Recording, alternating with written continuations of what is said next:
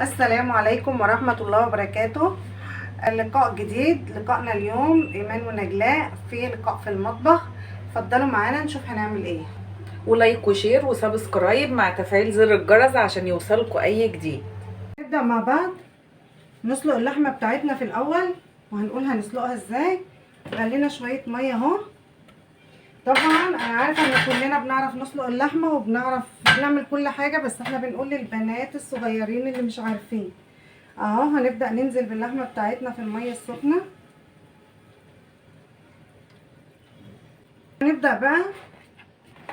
وهنبدأ بقى نسيب اللحمة بتاعتنا على النار لحد ما نطلع الريم بتاعها ونشيله، وبعدين نشوف هنعمل ايه. ايمان معاكم بقى هتحمر البطاطس والبدنجان علشان نبدأ نعمل المقلوبة بتاعتنا. ده شكل البطاطس اهو. نحمر البطاطس ونقلب البطاطس بقى عشان تتحمر من الناحية التانية، ونبتدي بقى نطلع البطاطس اللي هنستخدمها في المقلوبة. بكده اللحمة بتاعتنا غليت اهي. بعد كده ايه، شيلنا الريم بتاعها على قد ما قدرنا اهو. حاول نشيله كويس جدا، منسيبش حاجة زي ما احنا شايفين. عندي ليكي تكايه كده مع سلق اللحمه هتعجبك قوي ان شاء الله. بعد كده هنعمل ايه؟ بعد كده هننزل بالمكونات بتاعتنا دي. معانا طماطميه، ورق لورا، حبهان، بصل. هننزل بيه في اللحمه بتاعتنا اهو زي ما كلنا شايفين. والتكايه اللي انا قلت لحضرتك عليها هي الطبق الصيني ده. هننزل بالطبق الصيني ده اهو قلب اللحمه وهي بتتسلق، وهنسيب الطبق ده مع اللحمه. اولا هينعم اللحمه جدا جدا وهيسويها بسرعه جدا جدا، وجربي ومش هتندمي. هنحط معاهم شويه فلفل اسود صغيرين، ونغطي على اللحمه بتاعتنا ونسيبها تاخد وقتها في السوا، ونروح لايمان نشوفها هتعمل ايه في البطاطس بتاعتها وتحميلها. حمرنا البطاطس كلها للمقلوبة اهي، شايفين الشكل يا حبايبي. يلا يا ايمان حمري البدنجان علشان نبدأ نرصها ونشوف هنعمل ايه.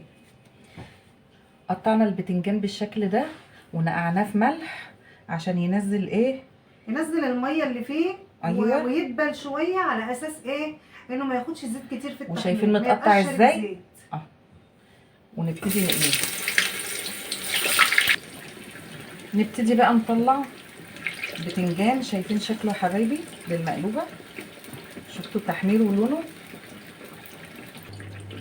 وبكده بقى احنا وصلنا اننا سوينا اللحمه نص سوا اهو. اهو معلقه الملح بتاعتنا، نحط معلقه ونص كده اهو. بعدين نغطي عليها ونسيبها تكمل سوا. في شكل البتنجان. خلصت البدنجان يا امان؟ قرب يخلص يا نوجا. وبكده بقى هنبدأ نطلع اللحمة بتاعتنا ونغسل الرز ونبدأ نرص المقلوبة بتاعتنا مع بعض. بكده قلينا البدنجان بتاعنا كله والبطاطس واللحمة بتاعتنا اهي. شوفوا طالعة مستوية خالص ازاي، عشان الطبق اللي حطيناها فيه ما خدتش وقت. خدت حوالي اقل من ساعة على النار. هنشوف بقى هنرص المقلوبة مع بعض ازاي. يلا تعالوا معايا. ادي الحلة بتاعتنا. هبدأ ارص في الارضيه بتاعتها طماطم كده زي ما كلنا شايفين اهو. ونرص طبقات البصل بتاعتنا، عاملين ترنشات بصل زي كده. نبدا برضو نرصها، ونرص ترنشات الفلفل اهو. هنبدا بقى نرص البدنجان بتاعنا اهو زي ما احنا شايفين. احنا لحد دلوقتي لسه ما حطيناش اي توابل.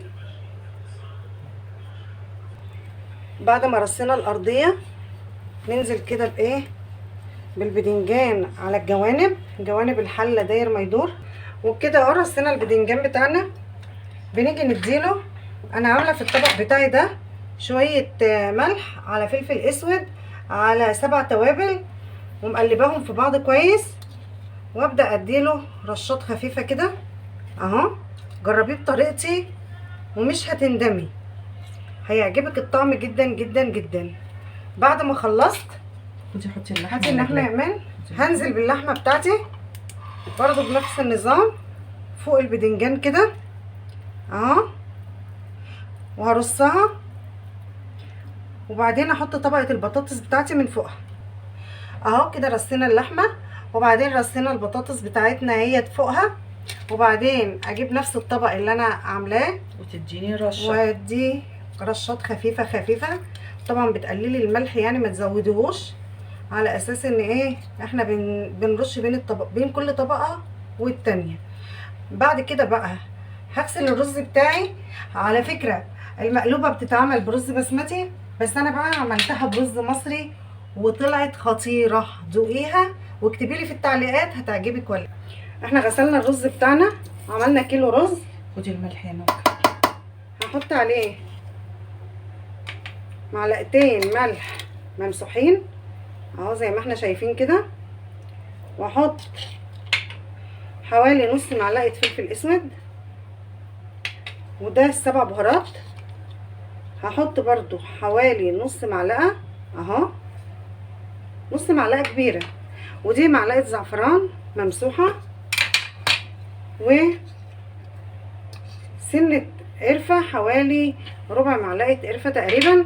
واقلب كل البهارات بتاعتي دي هنا كده، وبعدين اهو هقلبها بالطريقه دي كده اهو زي ما كلنا شايفين، وانزل بالرز بتاعي على البطاطس والبدنجان واللحمه عشان اعمل حله المقلوبه بتاعتي، وان شاء الله طريقتي تعجبكم اهو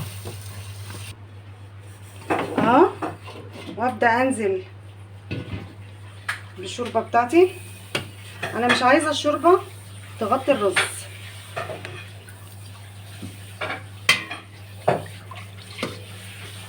اهو اهو. انا حطيت الشوربه بتاعتي، انا مش عايزاها تغطي الرز، انا عايزاها يا دوب تبقى على طرف الرز بس كده ايه من البدايه اهي زي ما احنا شايفين اهو. انا بضغط لك اهو عشان تشوفي بس، وهنولع عليها ونسيبها بقى تستوي. نشوف المقلوبه بتاعتنا اهي. المقلوبه بتاعتنا خلصت، والرز اهو مفلفل خالص اهو اهو، مش معجن ابدا ولا حاجه اهو اهو اهو زي ما حضراتكم شايفين اهو. بعد كده هنطفي عليها بعد ما خلصت السوي بتاعها. طبعا هي بعد ما شربت الشوربه بتاعتها وطينا عليها بعد تقريبا 10 دقايق من اول ما حطيناها على النار، وطينا عليها.